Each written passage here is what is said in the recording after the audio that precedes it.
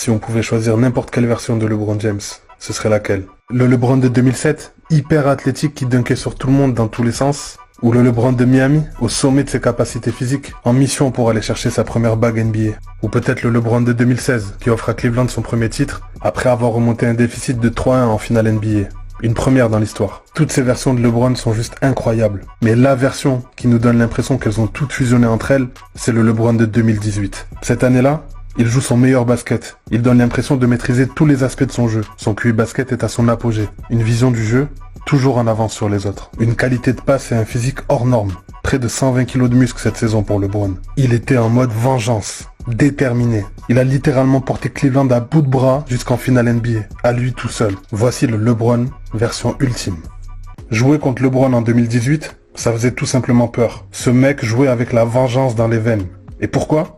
En réalité, il suffit juste de regarder les faits. Après avoir offert un titre historique à sa ville en 2016, lui et Kyrie étaient considérés comme le duo numéro 1 de la ligue. Personne n'imaginait que ce serait leur dernier titre ensemble.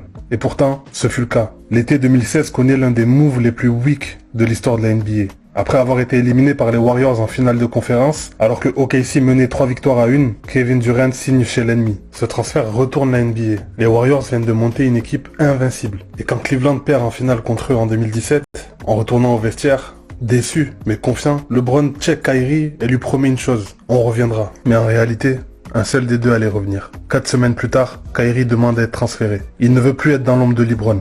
Il veut écrire sa propre histoire. Un mois après, il arrive à Boston. Kyrie parti, LeBron se retrouve seul. On peut pas imaginer à quel point il a dû se sentir trahi.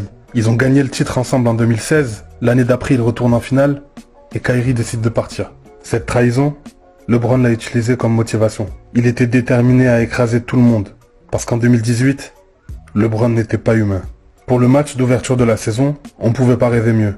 Cleveland accueille Boston. Le retour de Kyrie à la maison. Et LeBron envoie un message. 29 points, 16 rebonds, 9 passes décisives. Et 13 points dans le quatrième quart-temps. Kyrie a une chance d'égaliser au buzzer, mais la défense de LeBron lui fait rater le tir. Cleveland gagne, les deux se checkent à la fin du match, mais on voit que LeBron est différent. 8 matchs plus tard, contre les Wizards de John Wall, un match qui devient historique pour LeBron James. 57 points marqués, 11 rebonds, 7 passes. À 33 ans, il réalise la deuxième meilleure performance de scoring de toute sa carrière. À ce moment-là, Cleveland n'a qu'un bilan de 4 victoires pour 5 défaites. Mais ce match déclenche quelque chose chez LeBron. Il rentre dans une autre dimension. James backs in, turns toward the baseline, puts it in. LeBron James one-on-one, backs in, pumps, spins, reverse, he banks it home. Sets for three, puts it in. LeBron James. James drives, stops, left-handed, lays it up and in. James down low, shot's good, and the foul. He has 56 points, and he's only hit 1 3-pointer. Exchanging hugs. Il enchaîne les moments clutch, match après match. Cleveland aligne les victoires. 11 victoires d'affilée. Et il porte son équipe soir après soir. Il fait tout sur le terrain. Il score, il défend, il distribue. À lui tout seul, il les fait remonter à la 2e place de la conférence Est. Et dans un match contre les Kings de Sacramento, pour une possible 13e victoire consécutive, un record de franchise à l'époque, LeBron frappe encore. Un 3 points clutch à 15 secondes de la fin du match pour donner la victoire à Cleveland. Le King est le roi de la NBA. Dans la course au titre de MVP, il est juste derrière James Harden. Il enchaîne les grosses stats, les grosses prestations. LeBron est juste en mission. Et voilà qu'arrive un match très attendu. Le Christmas Day contre les Warriors. Champion en titre. Une victoire dans ce match, et LeBron pourrait bien monter à la première place au classement MVP. Mais malheureusement, LeBron passe complètement à côté de son match. Et toute l'équipe des Cavs prennent l'eau. Et là, se produit un effondrement total. Un renversement de situation. La bonne dynamique qu'ils avaient acquis depuis le match contre Washington devient l'inverse. Ils enchaînent 6 victoires pour 13 défaites. Mais LeBron continue de produire. Malheureusement, son équipe est beaucoup trop faible. Autour de lui, il n'y a personne pour l'épauler. C'est le chaos total. Ses coéquipiers sont trop lents, trop vieux. Ils n'ont plus rien à prouver. Quelque chose devait changer. Et c'est là que le GM a décidé de prendre les choses en main. LeBron, avant la trade deadline, a décidé de faire bouger les choses. Et ça commence avec un dernier message. Très clair. Contre Minnesota, il joue ce match comme s'il savait que plusieurs de ses coéquipiers allaient faire leur valise quelques heures plus tard. Sur ce match, il est déterminé. Il met un lay-up pour égaliser. Il enchaîne un gros contre décisif sur Butler. Puis il reçoit la balle en tête de raquette, fade away et buzzer beater. Il donne la victoire à Cleveland. Il célèbre avec ses teammates qui, quelques heures plus tard, apprendront qu'ils sont transférés dans une autre franchise. 6 joueurs quittent Cleveland. 4 nouveaux joueurs arrivent. aucun All-Star, mais des jeunes joueurs qui sont déter et qui peuvent courir et apporter quelque chose sur le terrain. Une équipe construite pour courir derrière LeBron. Et à partir de là, le King va enclencher le mode playoff. Le calendrier passe et on arrive au mois de mars. Et LeBron, lui, passe à la vitesse supérieure. Sur ce mois-ci, LeBron tourne à 31 points de moyenne, 9 rebonds, 9 passes et 55% de réussite au tir. Il claque 9 matchs à plus de 30 points et 4 triples-doubles. Il enchaîne des tomards sur tout le monde, des no-look pass à la Magic Johnson. LeBron est inarrêtable. Il est à son prime absolu. Il domine dans tous les aspects du jeu. Et c'est pas que du show. En avril contre Philadelphie, il claque un triple-double énorme à 44 points. C'est son 32e match à plus de 30 points de la saison. C'était un record cette année-là. Mais malgré tout ça, l'alchimie collective des Cavs ne prend pas. Et c'est là le problème. LeBron est tout seul. S'il score pas 40 points sur le match, les Cavs ne gagnent pas. Et même quand il score 40 points, c'est pas sûr qu'il gagne. Et quand la saison régulière se termine, Cleveland termine à la 4e place de la conférence Est. Et LeBron termine 2e du classement MVP, derrière James Harden. Mais peu importe, parce que maintenant, c'est là que les choses sérieuses commencent. Les playoffs. Et la NBA n'est pas prête pour ce qui va se passer. Les playoffs commencent et Cleveland affronte Indiana au premier tour. Mené par un Victor Oladipo très bon offensivement, les Pacers explosent les Cavs de 18 points d'écart sur leur parquet pour le premier match. Indiana n'est pas venu pour faire de la figuration. LeBron lui le sait et il va réagir immédiatement. Lors du deuxième match, il inscrit 20 points dans le premier quart-temps. Et il termine le match à 46 points, 12 rebonds, 5 passes et 60 de la figuration. LeBron lui le sait et il va réagir immédiatement. Lors du deuxième match, il inscrit 20 points dans le premier quart-temps. Et il termine le match à 46 points, 12 rebonds, 5 passes et 70% de réussite au tir. Mais Indiana reprend l'avantage dans le troisième match. Et comme toujours, LeBron répond. 32 points et 13 rebonds pour le quatrième match. Puis arrive le Game 5, décisif. La série est à 2-2. LeBron entre en mode inarrêtable. Contre, tir au buzzer, game winner à 3 points, tout y passe. 44 points, 10 rebonds, 8 passes. Un match incroyable. Mais le Game 6 à Indiana, c'est un naufrage collectif. Les Cavs se font littéralement fouetter. 34 points d'écart. Égalité dans la série, direction le Game 7.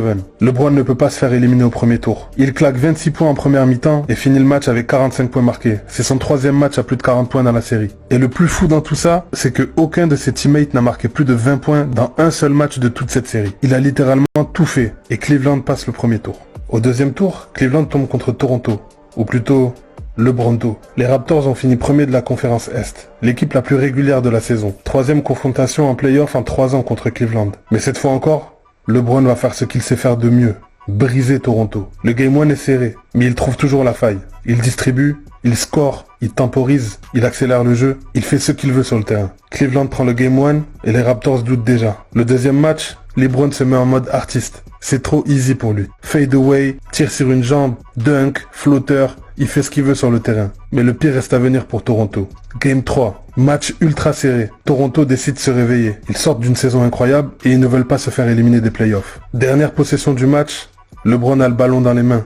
Il remonte le terrain, accélère et il nous met un flotteur sur la planche au buzzer. Incroyable. Game winner, les Raptors sont éteints. 3-0, ils ont déjà perdu la série. Et ça se confirme au Game 4. Cleveland termine le travail avec 35 points d'écart. Sweep. LeBron a transformé Toronto en LeBronto. Direction les finales de conférence pour la 8e fois d'affilée pour les Cavaliers. Finale de conférence Est, Cleveland contre Boston. Mais malheureusement, pas de Kyrie Irving. Et c'est bien dommage, parce que je pense que LeBron aurait bien aimé le taffer. Mais une équipe de Celtics jeune et redoutable. Jason Tatum, Jaylen Brown, Terry Rozier. Boston est une équipe bien coachée, bien organisée, et en plus de ça, LeBron a une rivalité historique contre les Celtics. Et le Game 1 est une grosse claque pour Cleveland. Défaite de 25 points. LeBron James passe complètement à côté de son match. 15 points, 7 sur 16 et 7 ballons perdus. Mais on connaît la suite. À chaque fois qu'il tombe, il revient 2 fois plus fort. Lors du deuxième match, LeBron arrive sur le terrain avec un regard de tueur. 21 points dans le premier quart-temps. Shoot à 3 points, fade away, dunk, il rentre tout. Il termine le match avec un triple-double à 42 points. Mais malgré ça, Cleveland perd. Les Cavs sont menés 2-0. Et Boston, dans son histoire, n'a jamais perdu une série en menant 2-0. Mais ça me rappelle l'histoire de 2016. La remontée historique contre les Warriors. LeBron ne joue pas avec les stats. Game 3, il frappe très fort. Game 4, encore plus fort avec 44 points. La série est à égalité, 2-2. Et le Game 5, à cause d'un manque d'adresse de la part de Cleveland et une très bonne défense de Boston, les Celtics reprennent le contrôle de la série. Et là, LeBron n'a pas le choix. Il active un autre niveau. Lors du Game 6, il distribue, il score, il emmène toute son équipe à la victoire. Il plante des 3 points clutch dans le money time. Il monte en puissance et il scelle la victoire. 44 points pour lui lors du Game 6. Le seul moyen pour que Cleveland retourne en finale NBA, c'est que LeBron sorte un match historique. Et c'est exactement ce qu'il fait. 3-on-1 break for Boston. Rozier to the basket. Oh, Boston with 3:20 remaining here. Ball with a stare down. Back fires a three. Shot short. Rebound tipped and taken by James. Here comes James in the open floor. James grabbed from behind. Count it. Goaltend and one. Putting his team on his back. Takes the contact. Gets the basket. But an incredible display. Acknowledgement. Look at the Pips saying thank you, Gladys. But a well done job across the board. This is an incredible accomplishment. And I echo what Coach said. And I'll say 35 points, 15 rebonds, 9 passes, un end-one clutch et un contre monumental sur Terry Rozier. LeBron a atteint une autre stratosphère. C'est pas humain ce qu'il vient de réaliser. Cleveland était mené 2-0 par Boston et Boston n'avait jamais perdu une série en menant 2-0. Il a réécrit l'histoire et a amené à lui tout seul son équipe en finale NBA pour la 4e année d'affilée. Les Cavs tombent contre les Warriors. Mais cette fois, avec Kevin Durant dans l'équipe, la mission est quasiment impossible. Pas de Kyrie, pas d'équipe solide autour de LeBron. Que des role-players. Mais ce que va faire LeBron dans le Game 1, c'est tout simplement surréaliste. Il se met en mode Super Saiyan. 51 points, 8 rebonds, 8 passes. Sûrement l'un des meilleurs matchs de toute sa carrière. Contre la meilleure équipe de la décennie, sur leur parquet, il est injouable. Il écrase tout.